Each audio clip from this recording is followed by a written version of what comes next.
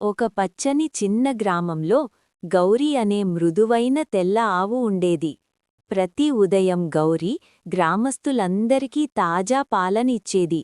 ఆమె ఎప్పుడూ కోపపడేది కాదు, ఎవ్వర్నీ తన్నేది కాదు, అందరికీ సహాయం చేసేది.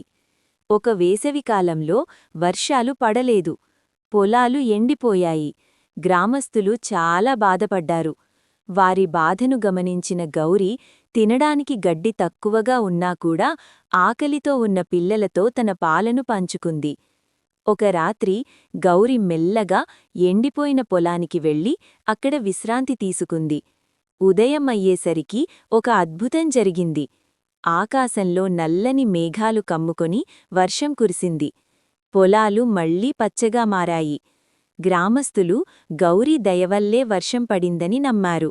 వారు గౌరిని ఎంతో ప్రేమతో చూసుకున్నారు మరియు ప్రతిరోజూ కృతజ్ఞతలు తెలిపారు.